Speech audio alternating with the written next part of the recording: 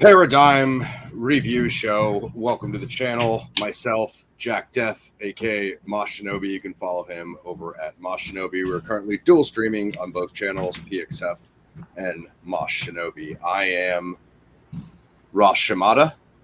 That is a copy of Toshiro Mifune's last name in this film, as I so often do. We could get a quick second to warm up here, guys. Just let the signal go out. Sorry about the audio issues, guys. We were troubleshooting it in the background, and every once in a while we do get hit. I just updated to Windows 11 yesterday, so a little bit late to the party, and we weren't sure if that was going to have impact, but it didn't seem to. I can give you guys a little bit of news. So, as you know, the main series, Zodiac Files, episode 5 and 6, completely shot. So I'll be heading over to the editor's house tomorrow to work on episode 5. Next week, all you Zodiac heads are going to want to tune in. Badlands. Badlands is a Martin Sheen movie that was popularized in the Zodiac community by the Badlands letter sent by the Zodiac in the mid to late 70s. So we'll be talking all things Badlands, maybe throw up the Badlands letter for you guys and go through that a little bit so we can see what the Zodiac said about the movie. He had some criticisms. Interesting for a psychopathic serial killer to complain about a violent movie being promoted in the newspaper, but doesn't get any more Zodiac than that, does it? I've been interested on that.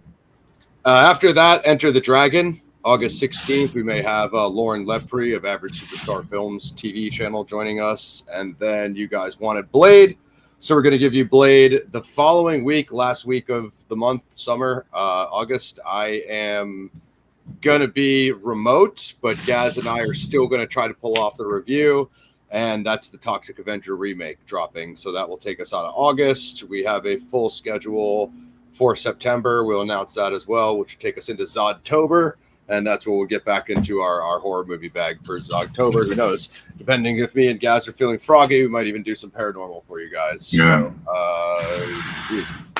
So, just quickly looked up Badlands, and I'm actually quite stoked to get into this because one, it's out my comfort zone, so I always like looking at things I'm not too familiar with. And it's got an interesting cast as well. Sissy Spacek is in it from the Carrie movies, so I'm curious to watch this, Ross.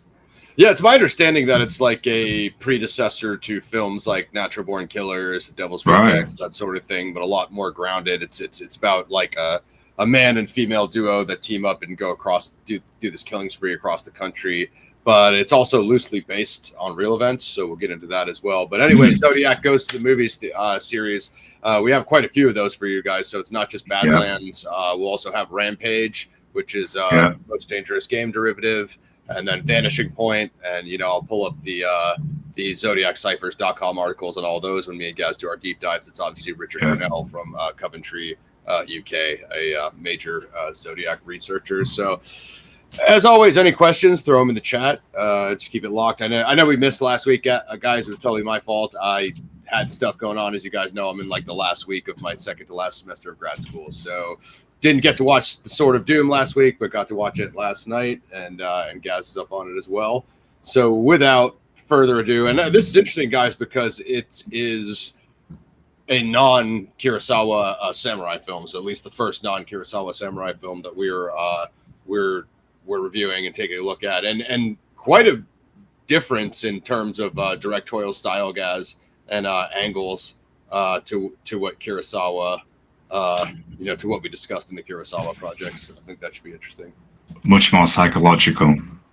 100%. Yeah, this is almost more of a, as Gaz and I were discussing last night, psychological, and I would argue style and aesthetic closer to horror. It gave me like vibes of like Psycho, The Shining. It's really, as I described it to Gaz, this is like a samurai version of The Shining, which in my opinion, whether I got that wrong, you guys can feel free to agree or disagree in the chat, in the comments, as always. Without further ado, about 5 minutes in, we get into our synopsis. Genre is action, epic, samurai, action, drama, and then honestly, it's like probably an early multi-genre film because, like me and Gaz said, I really like Gaz said psychological thriller. I absolutely think, and even it's vibes wise, mood wise, it's very close to horror as well. The Sword of Doom, 1966. Through his unconscionable actions against others, a sociopath samurai builds a trail of vendettas that follow him closely. Directed by Kaihachi Okamoto, and obviously starring Tatsuya Nakadai. He's Ryonosuke Tasuki. Then you've got like the female leads, Ohama and Omatsu. And then other main characters, Hyoma. One thing that's interesting, we'll cover his battle, is Toshiro Mifune is he's kind of like an elite cameo in this one, guys. He's not the lead at all. They just kind of throw him into a random fight as like a veteran samurai. It's a good moment though. He plays Torano Suki Shimada. So I was kind of like, when Gaz told me like, hey, Mifune's fight was insane, like I was like looking for him, but he really didn't pop up until, I think that was more than the first hour. So we'll get into his scene as well, which I thought arguably the best scene in the movie. Use of elements, Gaz, very Kurosawa-esque. Of course, you've got the rain early on, the Japanese summer.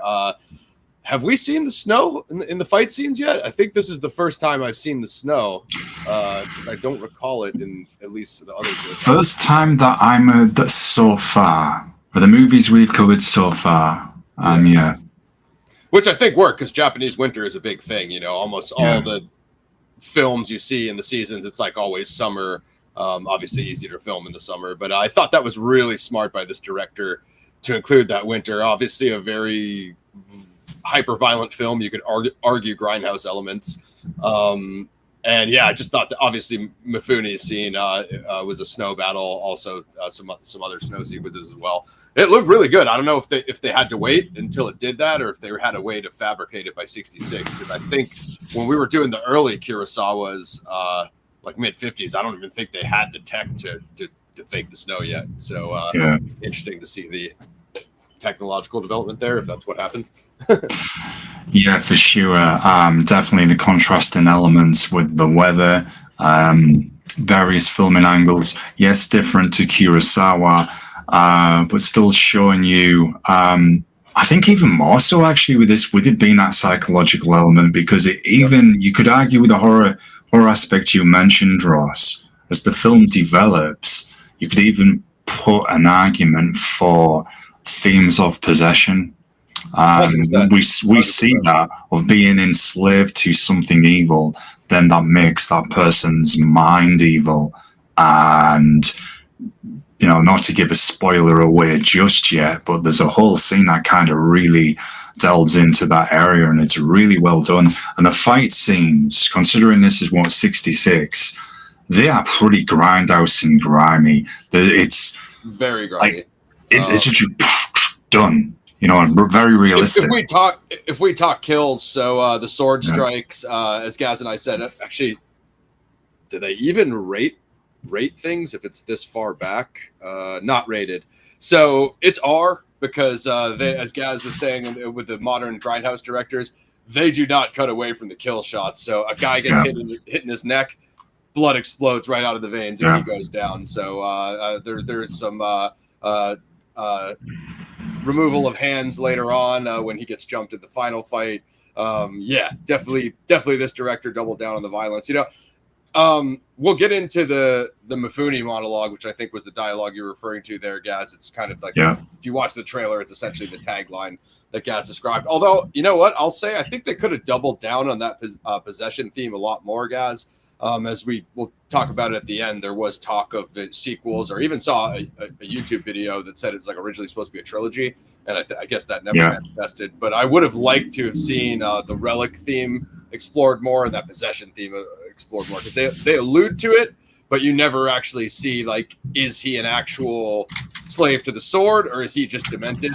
And again, it's like Blade Runner. It has the cut-off ending. There's a lot left to interpretation, which is why if you guys like Kurosawa and the samurai genre, I would definitely recommend Sword of Doom to you, because you'll probably walk away with your own interpretation of what the film was about. And really, that's the best films, at least the ones we deconstruct here on PXR.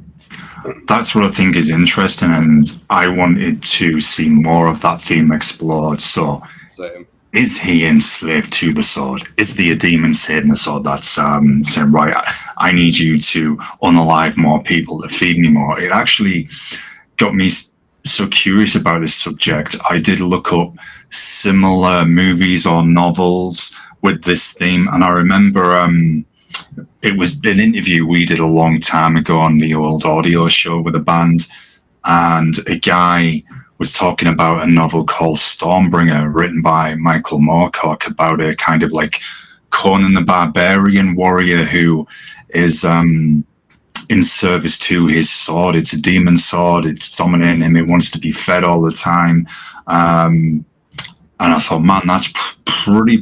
So that could have been done a lot further with this. And there's the guy who played Ryanoki, the guy who obviously starts to lose his sanity. There is a great line throughout the movie where I think it says like, evil mind, evil man. So then the sword itself becomes evil because there is that spiritual link with the samurai as well, with the katana. So yeah, evil mind, evil sword. Yeah. I think that's what Mifune says to him. Yeah, great line as well. Yeah. I was very confused in that Mifune scene when he got like stage fright, because you've seen this guy slice through the entire movie. But when he saw Mifune fight Shimada in the film, he was just like, and I was wondering what was going on there until I read the synopsis that was like, that was the one time he questioned his confidence, like, okay, that guy's really good, I don't know if I could take that guy, and I think that's a very interesting scene, and that's interesting. That's been done in a lot of, I'll say, combat oriented movies, whether historical, martial arts, sci-fi or fantasy, but where it's based around a warrior, and if that warrior has been the dominant force, never had anyone on his level or above his level, never had that challenge. And that's always been interesting to see, well, now they have, this person's equal to me or even better, so how am I going to get around this? Which is always interesting. Even did that a bit in the Spartacus series that we watched back in the day as well. Yep. Yeah. Funny you mentioned that, Gaz. I just heard about a new prequel. Spartacus is coming back. Yeah, that's isn't that House of it's I know which one you're on about. I'm curious to see how they're going to do that. If you guys want us to cover that, weigh in, because Gaz and I were fanatics. Obviously, I'll be covering Gamora when the prequel drops. But so I have to wonder, Gaz, if it ends the way it does, and we'll cover that. But if they would have explored the demonic possession theme more in 2 and 3. You know what I mean? Because it would have been cool if it like gave it some more context of what direction it's gone in. I'm going to say this, and you could go even further. We're going to nerd here. It's already getting my mind thinking of that moment with Luke Skywalker where he goes to face the dark side of himself. So that could have happened where they could have used that with the elements, with the weather, having very dark, 100%, etc. Here's the dark version of yourself. This is what you will become if you keep going down this path. Or are you going to embrace it and become this dark warrior? So that would be very interesting to have seen.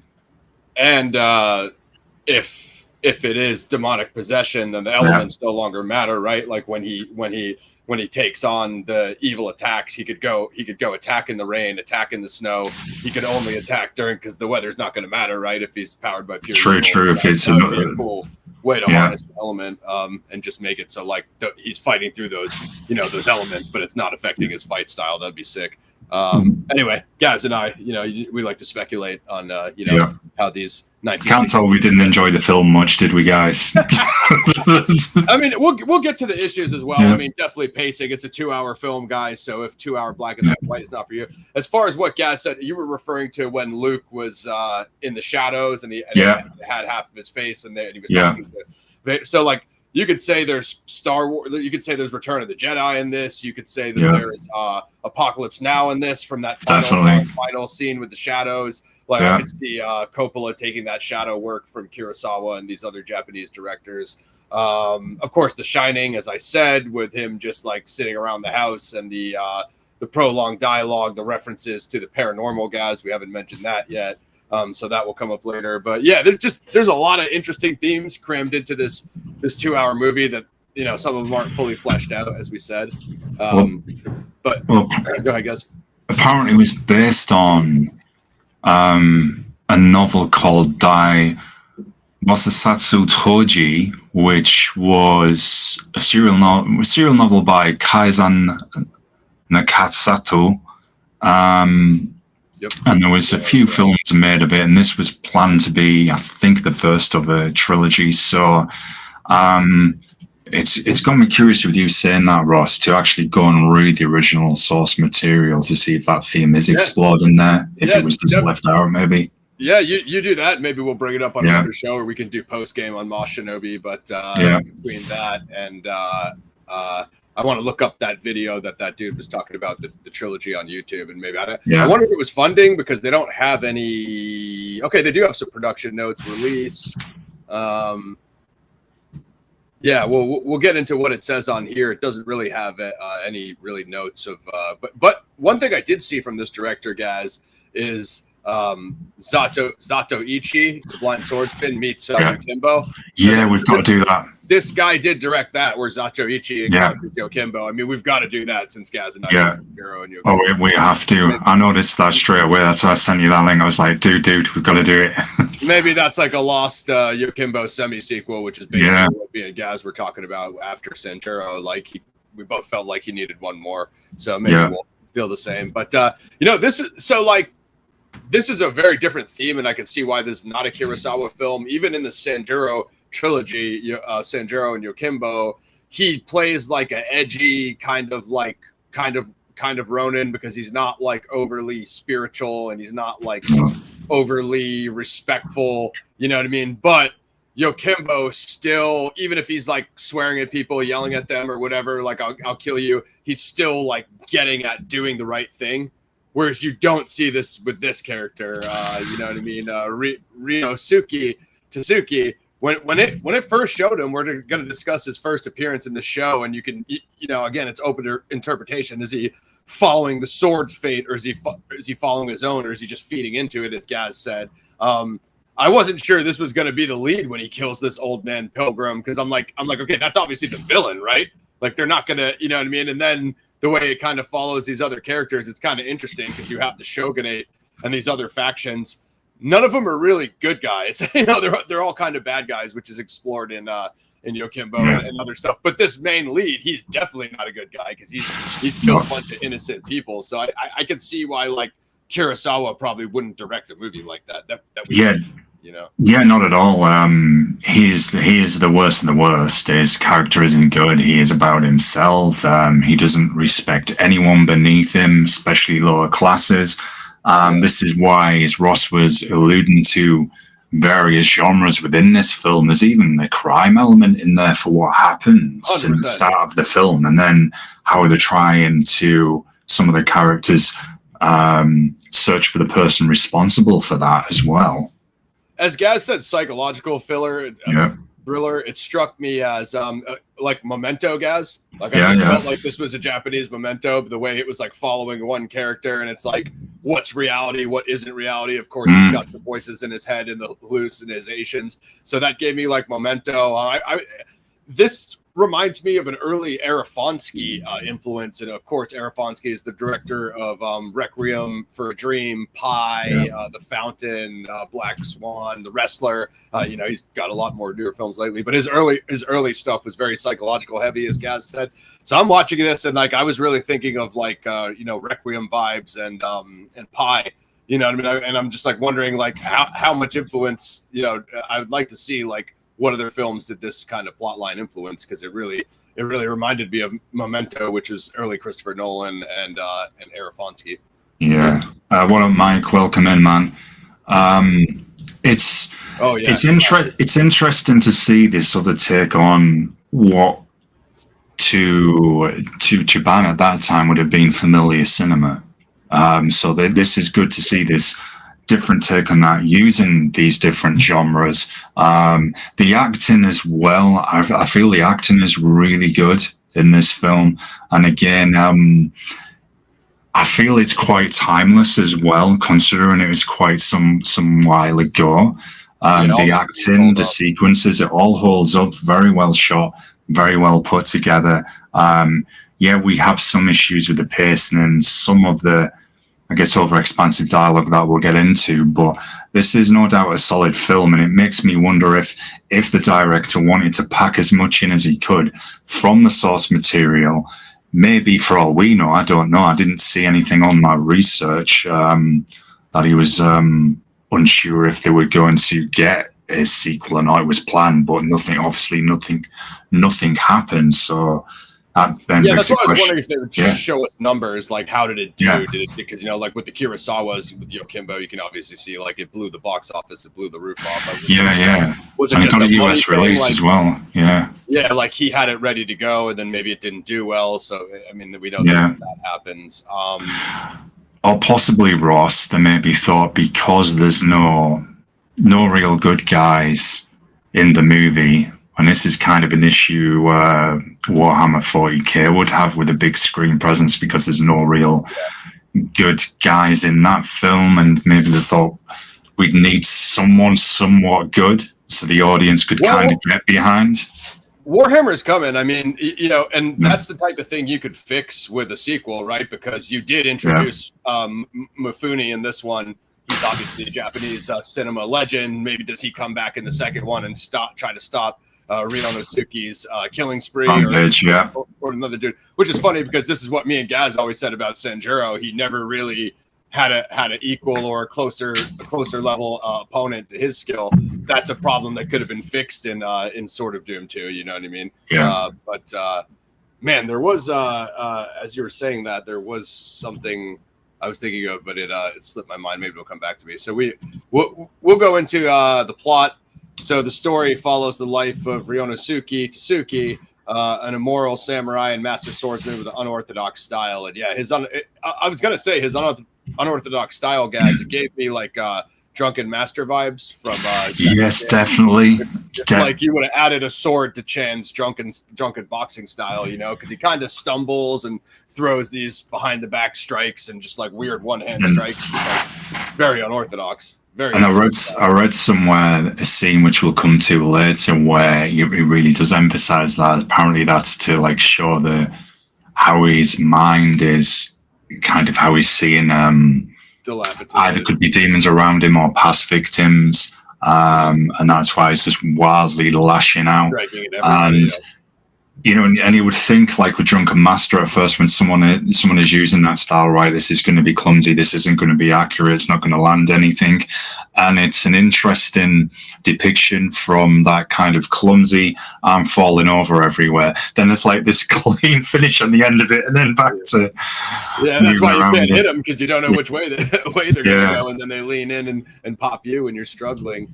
Ryonosuke's first scene, when he killed an elderly Buddhist pilgrim whom he finds praying for death, he appears to have no feeling. Later, he kills an opponent in self-defense in a fencing competition that was intended to be non-lethal, but became a duel after he coerced his opponent's wife to have sex with him in exchange for throwing the match and allowing her husband to win. Oh, this is what I was going to say. As Gaz saying that the themes still hold up. So the themes are like jealousy, betrayal, like it's some manipulation, as Gaz said. It's somewhere between a Greek tragedy and a more modern style, Nolan, Arafonsky film, you know what I mean? So, and I think those are timeless motifs and tropes and archetypes, you know what I mean? As Gaz said, everything holds up. Like a father leaving his wife and child behind as well. Even that theme's in there. Yep, absolutely. Yeah, there's a lot of breaking up families and divorce and stuff like that, which is like interesting. And I think, as Gaz and I said, neither of us were super impressed with the extremely long dialogue sequences, but also I think what they hammering home was like a drama period piece, like this is how life was back then in feudal Japan. So I think those conversations were supposed to emulate, like, these are the type of things that the samurais and the geishas, go back and forth with. I don't know about making Gaz was talking about the performance of the actors and the actresses. I don't know about making Omatsu essentially the main character, which is essentially what she was when you have like 3 or 4 samurai leads. But her performance was actually really good. Yeah. As well as I think who's the other lady? Ohama.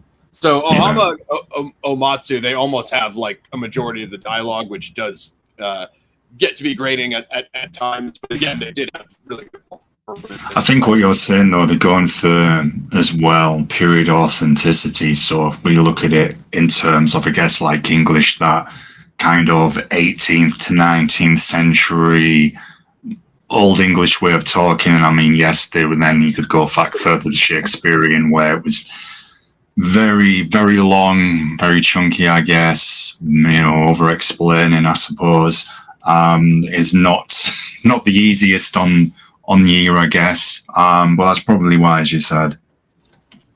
Yeah, 100%. And we saw that with Kurosawa. Yeah. It's just he's a master of pacing and a master of everything. So with his films, it tends to go by quicker before some fighting ensues. His opponent finds out about the affair prior to the match and is shown giving his wife a notice of divorce. His rage at Ryonosuke during the match causes him to take an illegal lunging attack after the judge proclaims a draw. And Ryonosuke, the better swordsman, parries and kills him with one stroke of his boken. That was like a pretty grimy death, guys. I really didn't see that one coming. I'm like, I knew he was manipulating him, so I'm like, you're going to see something here. But the way, like Gaz said, with the unorthodox strikes, he just kind of flick the boken. Are you asking why we didn't do Flashpoint? It's a bit of a long story. It's just I kind of held up the schedule because I didn't get to. It'll be rescheduled, so we'll get to it. Yeah, I didn't get to screen Sword of Doom, so I pushed Gaz back, unfortunately, or that was supposed to be his week. We'll make it up to him. Yeah, dude, like that close up on his head, Gaz, of that freaking forehead strike, it's like, and he falls in the crowd of all the students watching. I was just like, and nobody really reacted either, so that kind of made it more like dramatic. You know what I mean? It's like, hey, yeah, well, apart from a couple of glances, and then that silence that stays. And again, this is what I'm saying with this. Considering when this movie was made, it's not kind of arty flowery with the exchanges. It's pretty brutal, and it's literally that's it done. It's quite authentic and a bit, as Gaz said, a bit realistic because they're not like blood, as Gaz said, blood sport with the triple slow mo bicycle kicks. You know what I mean? It's not like some flowery like Crouching Tiger, Hidden Dragon, like Dragon Ball Z. Like it's just a very quick boom right in his forehead, and then the dude falls on the ground gushing. So as Gaz said, it seems like a more realistically paced strike, and then it hammers home this guy's lethal fighting ability because that was a boken, that wasn't even a katana blade. So it's like if he can hit you that hard with the practice fucking sword, it's like what's he gonna do with a blade? And you actually end up kind of seeing that in the last scene.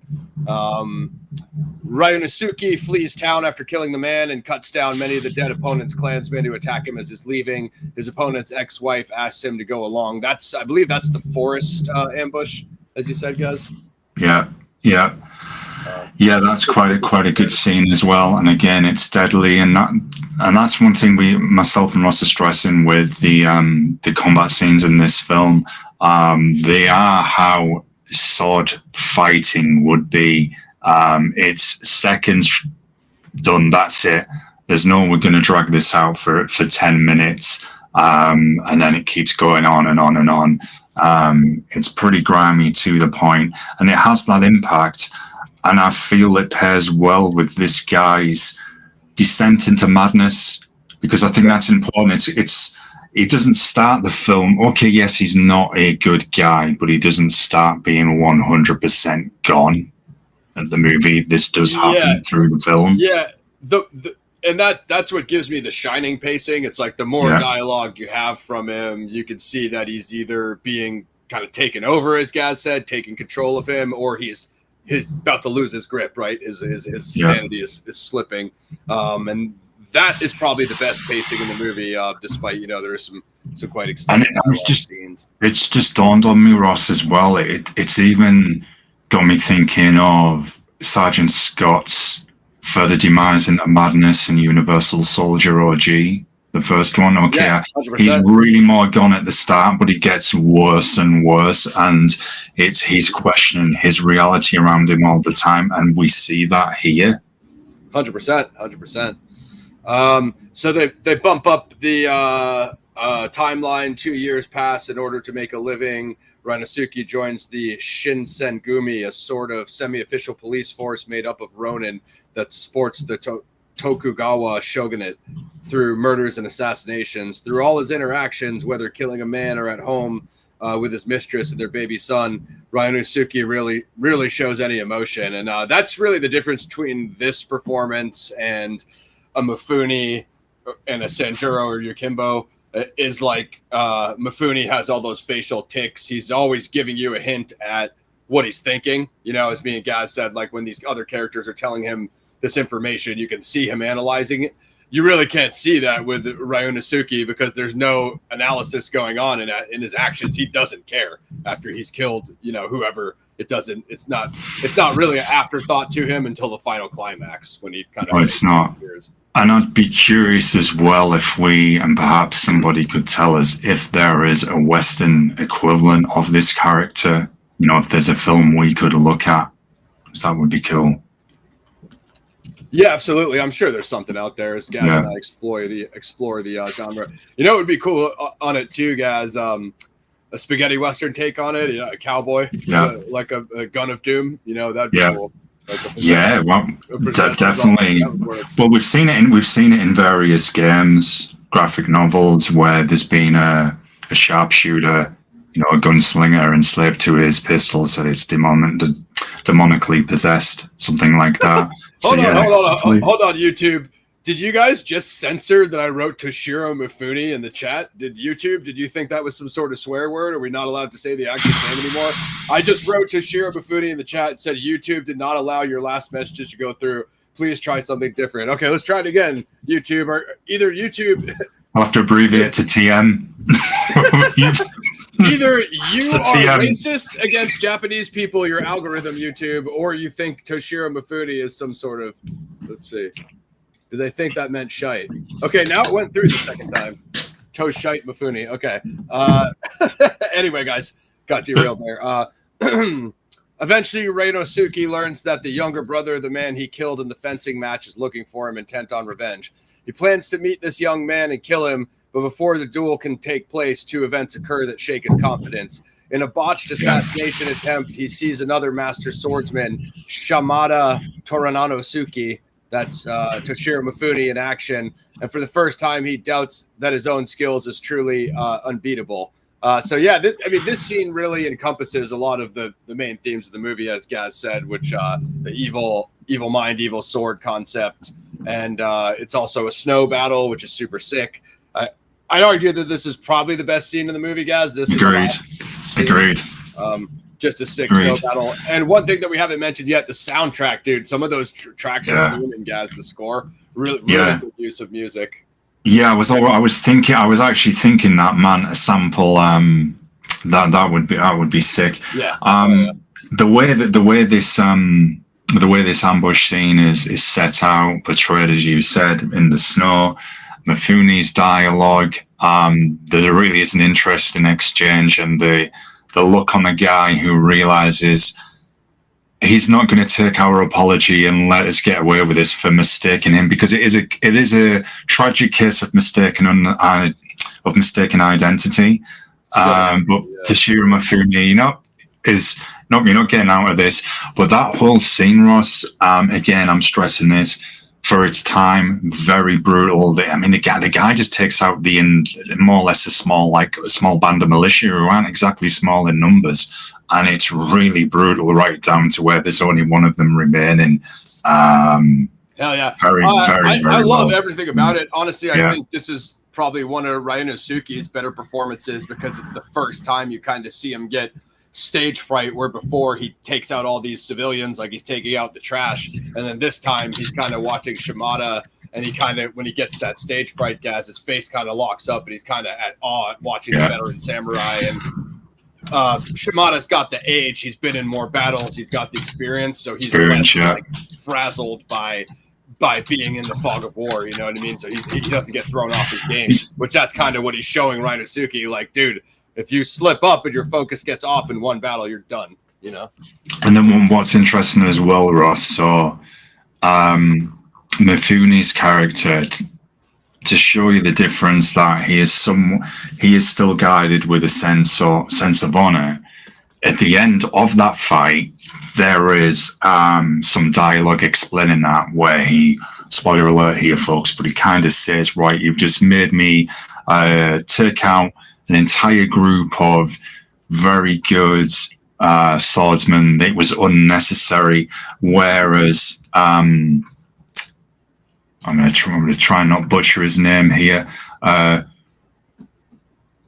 Ryunosuke Tsuke wouldn't care, because we don't see an emotion, just doesn't care. So it's showing you that different contrast, and it's a pity we didn't see anything where they could have met and had that engagement, because that would have been super interesting to see. And also, a point worth stressing, Ross, what I did notice in the movie is the stances. The stances as well for its time are very good. It's in the way they'll throw an overhead strike, a mid blow to the gut. There's a lot more deconstruction into technique in this film than we saw in other Kurosawas. You don't really ever see Sanjuro or Yokimbo practicing, because he's at the level of being a Ronin for 10 years, 20 years, so he's got the skill set baked in. But when you see the dojo sequence, you see them practicing the do attack. You know, Ryunosuke was asking the other guy about his best technique. So there's more deconstruction and extrapolation of the do attack and some of these other techniques, as Gaz said, and that involves footwork, sword strike, just ability and, muscle memory, if you want to call it that. So I thought that played really well, because it's not just like dumb samurais or meatheads with a sword. There's actually a fighting style behind what they're doing, and you get to see some of those matches. And that scene as well that we are just talking about, that battle in the snow, Ryunosuke, he's even slightly drawing his sword just a little bit from the guard, thinking, right, am I going to have to now try and deal with Mifune? But the way they show it, they really do emphasize the style, the technique that they used in unsheathing the blades. And I thought that was really good. 100%. Yeah, no, that's and again, as we said, that's unfinished business. I would like to see that scene get resolved. Probably too late to do a sequel now, but if somebody has the powers of AI out there, if you could recreate these two characters from the original footage, maybe we can resolve that in a little fight. Instead of a silly AI band. Sword of Doom 1.5 for the online version. It's truly unbeatable. That same night, Ryunosuke's mistress, horrified by his unremitting evil, tries to kill him in his sleep. This is when it kind of starts to turn up. He kills her in the gardens, the ominous cries of their sleeping child inside the house, and flees without keeping his appointment to duel with his pursuer. Later, he rejoins the gang of assassins at a Oiran house, a Cortesian brothel in the Shimabara district of Kyoto. I know they kept talking about Kyoto. There, in a quiet and he is told haunted room, he starts seeing the ghosts of all the people he has killed. Further, he is haunted by the words of Shimada. The sword is the soul. Study the soul and know the sword. Evil mind, evil sword. And it's so interesting that they use Shimada's dialogue as like the tagline of the film, because his scene is only 15 or 20 minutes long, right, guys? Like he's a bit of a secret character. He's far from the main lead or anything. Yet they let Mifune's scene take center stage and be one of the best fight scenes in the movie, as well as the dialogue, the monologue he gives him, which really encapsulates the mythos or theme of the film. Yeah, and it's really a shame that we didn't see another film to follow on from this, because I feel it kind of sets up the deeper side, as we've been saying, a deeper psychological side to Ryunosuke. The madness, the themes of possession, seeing the victims around him haunt him, which is why he's got that kind of drunken, unorthodox style, as we come into that scene in a moment. A guy that's not quite in our reality, he's in another, as he's seen things, you could have even gone on further, and I don't know if this is in the source material. I'll have to read it, folks. Just the guy somehow gets some redemption at the end of all this as well. Does he come back to sanity somehow? So very, very interesting. What up, Jeff? Yeah, no, for sure. Welcome, Jeff. One thing I was thinking, guys, you know, like the old concept, they say that like the katana blades like collect the souls of their victims. It would have been cool to get like a history of the sword, like almost how in the beginning of Evil Dead they have that like montage of like the history of the book. You know, like it has all those like incantations, you know, bound in human flesh, written in blood. It would be cool to see if like his blade, his sword, is it possessed by a soul of an already evil samurai that was doing what he's doing before him? And you know what I mean? Then that would almost like a Rashomon type of sequence where you know he could have been seeing the ghost of the original owner of the blade, telling him, you know, kind of almost like freaking Summer of Sand when Berkowitz is talking to the dog and it's giving him orders. He's taking orders from the evil samurai before, you know, from an era before him. You know, 100. How old is the sword? 100 years old. Well, you could even go further with it. You could go from the creation of the sword. 100%. So the sword maker who made it, what his desire would have been for that sword. Obviously, you know, I've just made a sword. It's for service. You do what you want with it. The first owner, how it's gone through various generations in a clan, in a family, passed on. Did someone corrupt that sword, and then that's got that evil in it? And now anyone who touches that blade, and I know I'm touching on here the cursed blade myth. Definitely. Yeah, man, everything. That would have been cool. And you'd have to think the sequel would have had to have gone that way. Yeah. We don't know without speaking to the director. So when she says like, "Hey, I saw the ghost of the woman," my first interpretation, like I wasn't sure because she pretends to see it twice. I'm like, is she just pretending to see the spirits? I thought that, yeah. And again, they kind of left it unclear because regardless of what she said, didn't matter. He starts seeing the ghosts of his victims, unless what she said triggered that, which they didn't really specify. It's interesting because it can be open to interpretation again. Did she see it, or is she aware that, as she said, yeah, he's clearly mad, so I'm going to pretend I've saw something because I can easily manipulate him, into seeing something, and then he sees it. So yeah, could be that. Kingdom of Heaven is not my favorite Ridley Scott film, Red Cloud. You know, if Gaz says, I guess there is some sort of unedited version. I just felt like the pacing in Kingdom of Heaven was way off. I totally love the source material. I'm big into the Crusades, as is Gaz. We're both very into that medieval era. But thank you, Jeff. Appreciate you, my brother. Let me know what you want for shout out. There are some very underrated medieval night movies out there. I think it was possibly Ivanhoe. I know there's an old school one, but I think they did remake it and it's not too bad. And there was another one recently, which I think was set in Eastern Europe, and that wasn't bad. I know it's on Netflix and I haven't seen it for a while, but maybe we could look at them as well. But yeah, Kingdom of Heaven, I'm with Ross. Soundtrack's not bad. Source material, definitely. It's not bad. It's not bad. You know, if enough of you want us to do it, we could do it. You know. Yeah, there's a couple interesting things in there. I mean, I'm just keeping it real with you, Red. I wouldn't rate it very high. I'd be like a 5 or a 6. I remember when I originally watched it. I never watched it again. I think there is some kind of Gladiator. I mean, neither of us were very big fans of refer to it as Gladiator poo. On PXF, so that should tell you our thoughts on that. We did do Gladiator 1. As Gaz said, there's probably Gaz knows the medieval genre a little bit better than myself, although I do watch it. So I there's probably medieval films we could do, as we said. Now, if you want other Ridley Scott movies, there's probably quite a few other Ridley Scotts we could do. We did do Gladiator 1. Black Hawk Down, I would argue, is a PXF classic. It's an awesome movie. Quite a few early Ridley Scotts we could do. His later stuff, like Gladiator 2, I haven't been too hot on Ridley's later stuff. And Alien Prometheus, although it wasn't Scott, was not good. They're already, not Prometheus, Romulus, but they're already talking about Romulus poo, Gaz. I'm in no hurry to rush to that. You've got Aliens Earth soon as well. Yeah, right. Or Alien Earth, whatever it's called.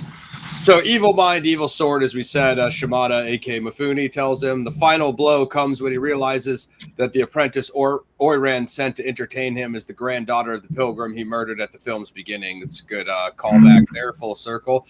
With this realization, Ryonosuke appears to descend in complete insanity, as Gaz was saying. And this is like, I have to wonder if Stephen King didn't watch that and use some influence for The Shining, Gaz, because it seems so close. But again, I mean, these are not like you can't come up with these concepts without seeing the movie before. Yeah.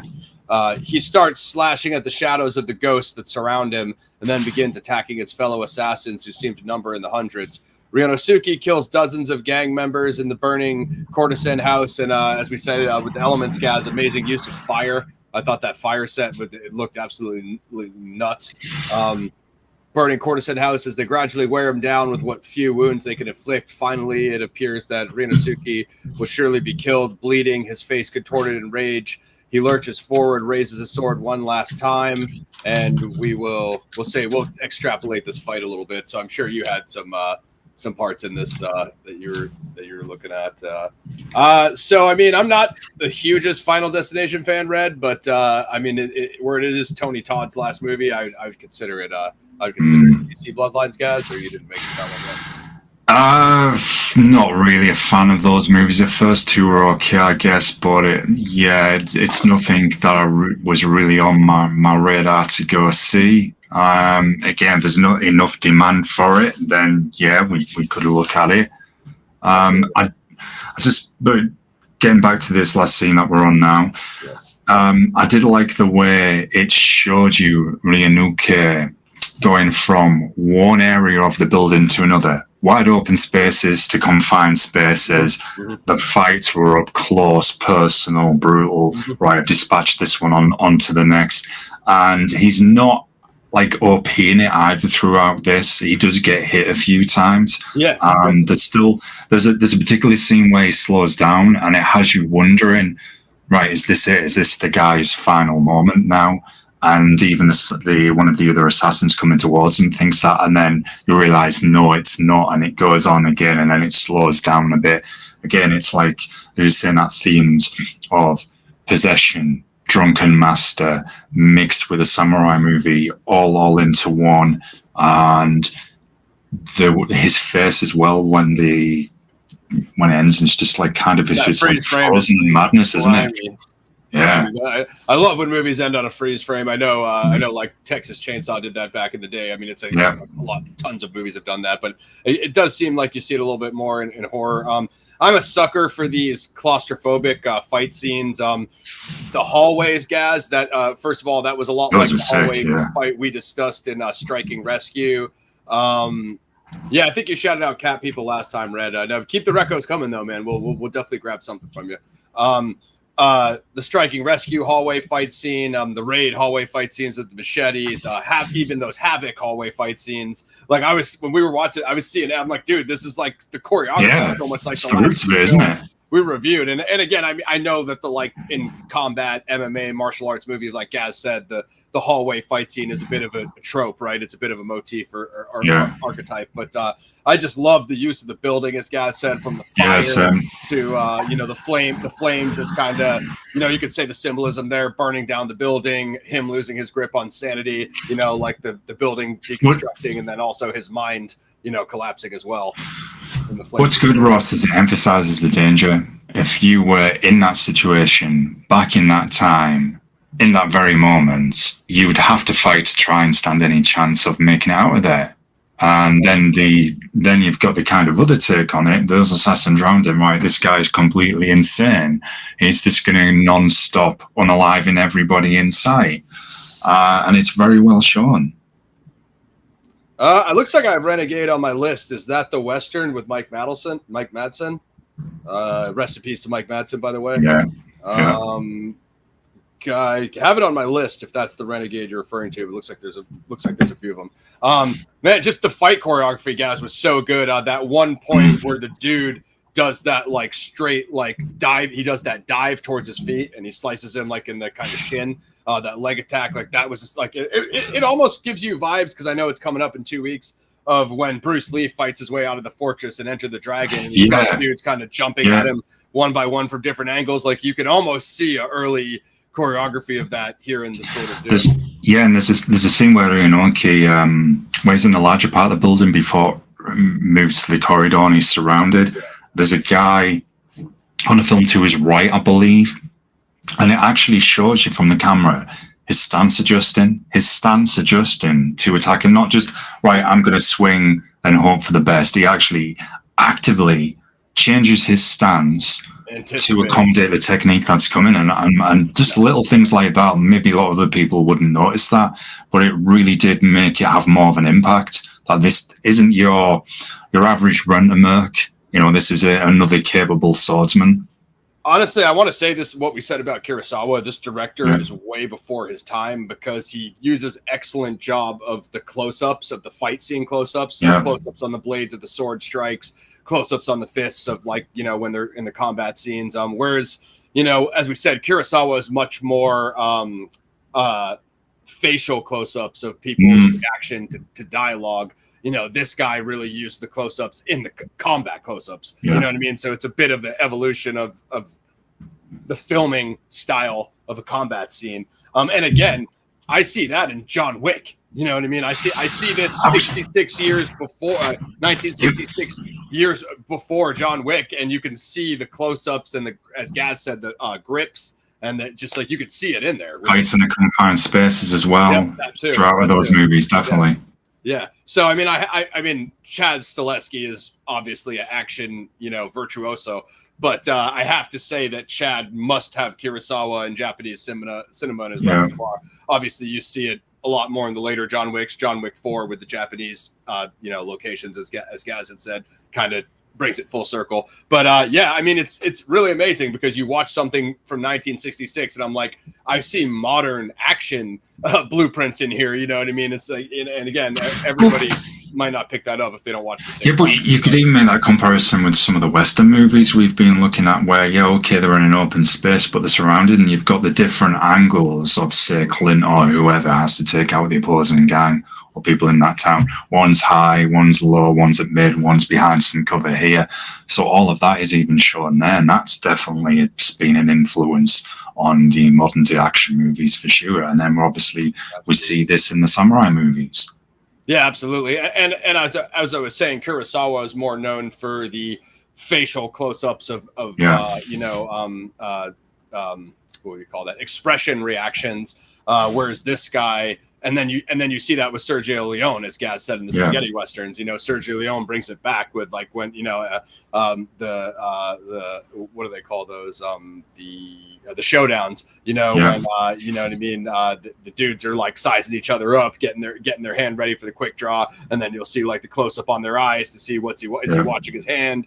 But I don't know. I think this dude's use of just camera work was super impressive. Again, for 1966, super impressive and far beyond a lot of the PG-13 Hollywood CGI crap that you get at this point, because you're also talking about physical sets, physical everything, practical effects. I mean, there's no real film tech besides what they're using in 66. So it's all you got to build it and do it and have the actors perform it on set. So as Gaz said, finally it appears that Ryunosuke will surely be killed. Bleeding, his face contorted in rage, he lurches forward, raises his sword one last time, and the film ends with a freeze frame catching Ryunosuke in mid-sword slash. So the only thing, the ending is sick. Okay, freeze frame ending, nothing resolved. The only thing I will say, though, guys, is when Ryonu, and I think that was Omatsu, having that last conversation, dragging out the pacing with the dialogue. You're like, okay, damn, they've been having this conversation for 15, borderline 20 minutes, and now there's only 10 minutes left in the film. So you're really wondering, okay, is this going to end in a final fight, which you assume that it is, but you're like, damn, okay, so it's just going to be crammed into that last sequence. So that's the only thing that threw me off. Just the pacing was a bit slow before it popped off into that final same. It is a good film. It's the pacing. I'll say it like this. Go on, I'll go gutter. I'm already thinking in my head of alternative ways to say this, Ross, because I mentioned this to you early in a different way. this is a good film, folks, as you'll hear from our ratings. Thank you, Jeff. The only problem is the pacing does slow it down sometimes, make it a little overly long. Like they could have reduced it by 30 to 40 minutes. So that pacing issue, as Ross described, does make your basketballs feel like they're being dragged along sandpaper, and that's as polite as I can say in those instances. I can't even say Toshiro Mifune's name in the chat anymore. So. Yeah. We're pretty soon. So our next one, so Badlands After starring Martin. We're gonna have to bleep out every actor's name, so you can't even say it. Shout out to Jeff. That was my whole problem. Was I was like, damn, I want him to get to this final fight. He kind of turns on his own shogunate mercenary army. And it did get crammed into, the Bill and Ted's are hilarious, bro. I don't know. Have you seen Stigmata? Last one. Only once, though. Only once. Classic Arch Enemy album as well, Red. I think that's Stigmata. Or is that a track that's on the Black Earth album? Possibly. Anyway.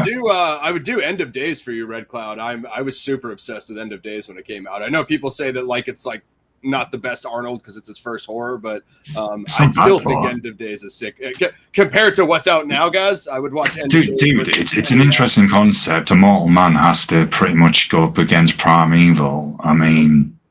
Think about it. It could have been better, but overall, Burn was awesome. I thought notes. It hit the horror notes. It hit the action notes. Good hero, good villain. It's not. I remember when I walked out of the theater, I was like, I need to go watch that again because I was so obsessed with that 1999 Y2K concept. You know what I mean? I thought that movie nailed the turn of the century in a way that nothing ever did. So really only problems, guys, pacing. That final fight pops off. It is literally crammed into the last 10 minutes of the movie. Ends on a freeze frame. Essentially, nothing is resolved. You assume that Ryonosuke doesn't survive that fight. Unless somebody shows up to save him. And why would that happen? Because he's been far from a hero.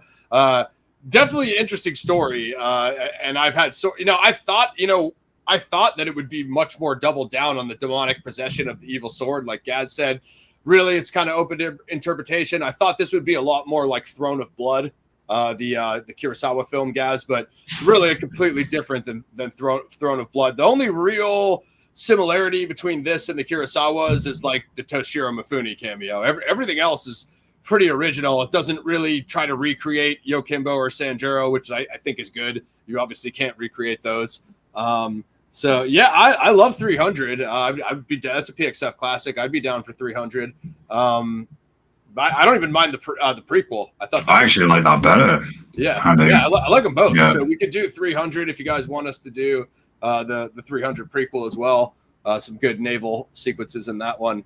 I think without further ado, guys, we're going on 60, so we could get our ratings ready. Yeah. It's pretty high on IMDb. Let me just pull it back up. The Sword of Doom. It's pretty high on IMDb. It's got a 7.9 out of 10. Only about 13,000 reviews, so not that many. For once, it was there for a second, but then it blurred again. How close we get? Boom. I gave it a 7 out of 10, folks. I was probably at a 6 with pacing, but the action's really good. And of course, I just messed up my focus. So, guys, you take it away. Yeah, I'm the same.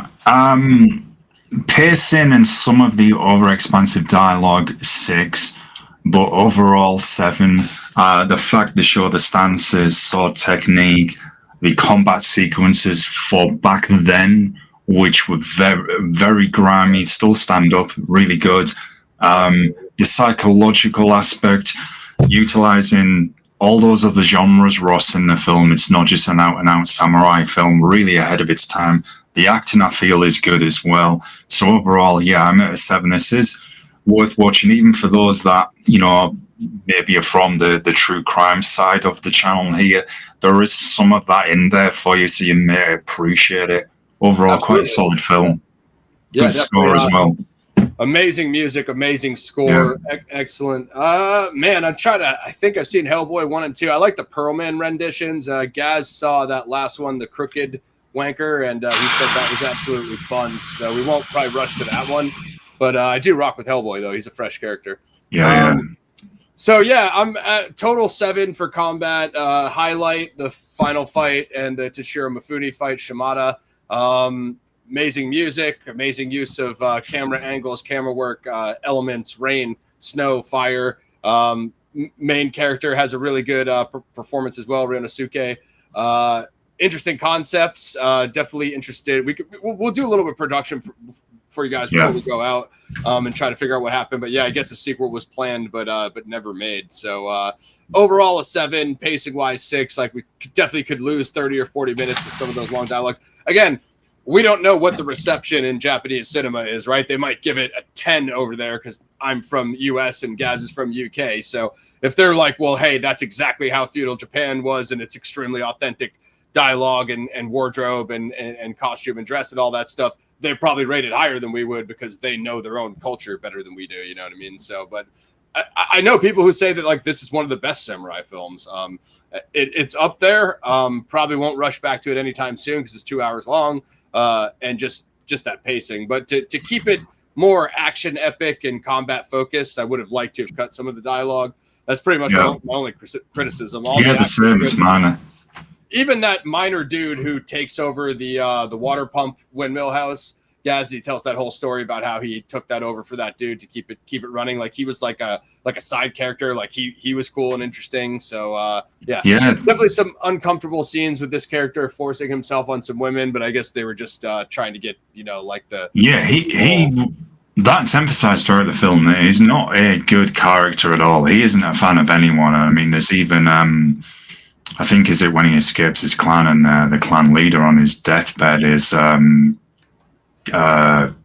not to give too many spoilers away, but it's just... that was a cool scene. That was that was really well acted. He was pretty much saying, right, go and take this guy out because he's a danger to everyone. So they really do drive that home that this is a bad character.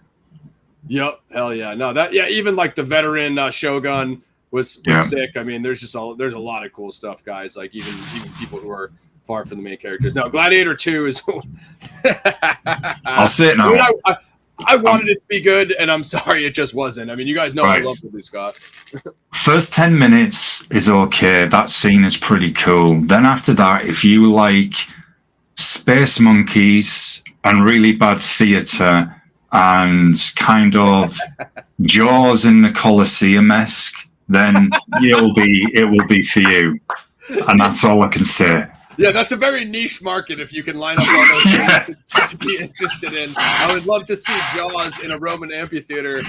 Well, we've got the anniversary coming up at Jaws. You can either watch that or go and watch this. Oh, we should, 50 years. I was going to say we should do Jaws 1. I'm pretty sure Lauren Lepre is a Jaws fanatic, so it'd be cool to do. And I know our boy Slippy requested trying to get some Jaws actors on. I'll see what I can do, guys. I haven't done an actor interview in a while. So without further ado, we'll just go to production. We'll see if we can bang it out real quick for you guys. The Sword of Doom is an adaptation of Daibo Satu Toge, as Gaz said, The Great Bodhisattva Pass, a novel that has remained popular since its initial release in 1913. A year after the death of Emperor Meiji, the ruler who oversaw Japan's transition from hermetically sealed feudal state to modern nation. The novel originated from a newspaper serial, which appeared for 3 more decades. 41 volumes were published before it was left uncompleted in 1944 at the death of its author, Kaizan Nakazato. The film has previously been adapted into a 2-part film by Hiroshi Inagaki in 1935. After World War II, it was remade multiple times in 3 parts by Kunio Watanabe in 1953, in 3 parts by Tomu Uchida between 1957 and 1959, and 3 parts by Kenji Musumi and Kazuo Mori in 1960 and 1961. According to Jeffrey O'Brien, The Sword of Doom was an adaptation imposed on by Kaihachi Okamoto by Toho after the studio was dissatisfied with his film, The Age of Assassins. That sounds pretty cool, guys. Interesting, which was completed in 1966, but only released in 1967, with gaps and unresolved storylines due to skipping some material. O'Brien noted that Okamoto's film might instead be called Famous Scenes from Daibatsatu Toge. He also suggested the film's final freeze frame should be looked at as a pause while awaiting later installments that were never made rather than an ending. That's almost fun. That's always fun when they're like, hey, stop right there. Tune in next time for part 2. Oh, by the way, we're not making it. Release Sword of Doom was distributed by Toho and was released February 25, 66. Film was released with English subtitles in the States by Toho International on February 25th, 66. A proposed sequel was never produced. Reception. In contemporary review, Robe of Variety found the film to have an overlong unfolding story that rarely stops for a rest and ultimately declared the film a programmer. I guess that's a term they used back then. I guess that means like referring to it as a TV film. I don't know. I don't know what he means by a programmer. Yeah, the same. I mean, it's my mind automatically kind of thinks like Manchurian Candidate, but I don't think he's meaning that. Yeah, that would be cool. I mean, I could understand that type of genre. Not like possession with non-control. Yeah. But, it's a sick film, guys. Go check it out if you like. Of course, you can check out our other reviews of Yokimbo Sanjuro. We recently did for a few dollars more and a fistful of dollars. We want to try to round out Good, Bad, and the Ugly by the end of the year. Maybe we'll try to get Zatoichi versus Yokimbo or whatever it's called, Zatoichi Yokimbo down the line. But keep the. I'm going to Jerry Cantrell on the 16th, Red Cloud. I think he had Filter on as the opening act, but I guess the Filter dude had a health problem, Gaz, so I think he had to back out of the tour. Oh man, yeah, that's happened a lot. That happened with Alice in Chains last tour too, which sucks. The drummer had a health issue. Always sucks when that happens. Yeah, it does. Filter Grunge classic for you there, man. Get well to those guys. But so I guess I'm going to be seeing Jerry with no opener. That's the music update. BKFC tonight. Gaz and I will probably be watching. Someone's such a deadly dun dun dun dun. Deadly pro, yeah. It's on my Patreon. I have the review over on my Patreon. And there's also Deadliest Prey, the epic sequel that nobody ever requested 28 years later after the legendary first. I've got to say this to Tim because it's equally as ridiculous. Have you seen the Samurai Cop movies? They are completely ridiculous, hilariously entertaining, just as bad. There's 2 of them. I want to see that. Trauma? No, I don't think so. They do Sergeant Kabuki, man. Yes, yeah, but those would be with Samurai Cop. Let's see who did it real quick. Dude, they're as ridiculous as Deadliest Prey, and they're as bad as Deadly Prey is bad. I'm going to start going on about all those comedy scenes there, but the soundtrack, every time someone mentions Deadly Prey, I just hear it in my head all the time. Dun, dun, dun, dun. Because it's literally in every scene. He's like, he has like a tidy whitey loincloth for like 60% of the movie, and then he's just a shirtless meathead in the jungle. Like, and by the way, the guys he's fighting have like M16s, and like he doesn't get shot once for like two. He's like fighting hand to hand. He doesn't get shot for like 2 hours. Apparently, Samurai Cop was done by. It says distributed by Demel International Corporation, Cinema Epoch, Hollywood Royal Pictures. So yeah, but absolutely hilarious. Definitely worth peeping. But anyway, I'll post the schedule. When I post this in the post section, I'll post the schedule. So Bad Zodiac goes to the movie series Badlands next week. We're finally starting it. We have a few more. That'll be cool. Try to get Enter the Dragon done. I got Jerry Cantrell that night. Blade the 23rd, and if Gaz and I are both able to screen it, Toxic Avenger, the remake. So we've already seen our Toxic Avenger 1. Go watch that, and then when the time comes, I'll drop the September schedule. So that will take us into Zodtober when we'll start doing horrors again for you guys. But I'll be watching Deadliest Prey soon, Tim, and I'll do the update on my Patreon and let you know how buns it is. But the standard was set very low with Deadly Prey 1, so it's going to be hard to even get in that.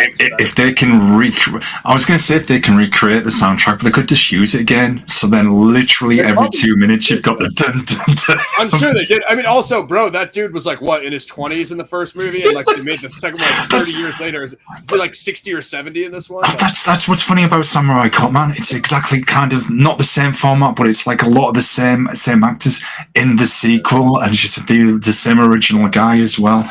It's absolutely hilarious cheese. That's hilarious. Yeah, that's wild cheese there. So yeah, guys, I think that'll about do it. Probably have a couple more coming up on the Patreon, which would be Deadliest Prey and Avenging Force. And if comes out to me Zodiac wise, I might do a bump up on there. Editing episode 5 coming ASAP. He was touring with Filter Red Cloud, but the Filter dude had a health problem, so I think Filter dropped off the tour. Again, if it's a health issue, they probably are not going to return to the tour. But yeah, guys, we laid out the list for you. Like I said, episode 5 main series coming soon. If you want to get your donations in, Cash App, PayPal, Venmo, or Super Chat or whatever through the YouTube, or just shoot me an email if you want credit or what at handle or at name to credit in the credits under supporters. Of course, the comic book is out on YouTube, The Dark Rift Volume 1. And probably not much else. I am currently reading these. So as soon as I have already finished this one, Michael Cole Zodiac Revisited. So as soon as I have Volume 2 done, I'll get on to Volume 3, and then we'll have Cole on for the interview series. So that's nice. That's the next interview coming up. But more importantly, episode 5, the Lake Herman Road Ambush main series. As soon as Gabe and I get it edited, you guys will see the promos posted out, and that'll be that. So join us next week for Badlands. Zodiac goes to the movies. We'll be reviewing the film Badlands, and also the Zodiac's Badlands letter. See what that raving lunatic had to say in his letter to the press. Yeah, it'll be an interesting show, that. Yes, absolutely. So shout out to everybody who came through. Red Cloud, Tim Starr, Wall Street, Jeff Jones, all those guys. And yeah, as always, keep your requests in the chat or in the comments below. And if you need to ping me, email me, or whatever regarding anything merch or anything from the channel, just hit me up on email or message me wherever you can. So without further ado, The Sword of Doom, 1966. We are out. Dual stream at Ashmosh Shinobi as always, so go over there and sub Gaz as well. Any final shout outs or notes, guys? Just thanks as always for everybody coming through. Thanks for the support. Join us next week. Very interesting show coming up. And yeah, just thanks again, y'all. Good stuff, guys. Sub here, sub over there, like, sub, share, and join us next week for Badlands. We are out. BKFC tonight, going for Lane. We're out. Like, sub, share.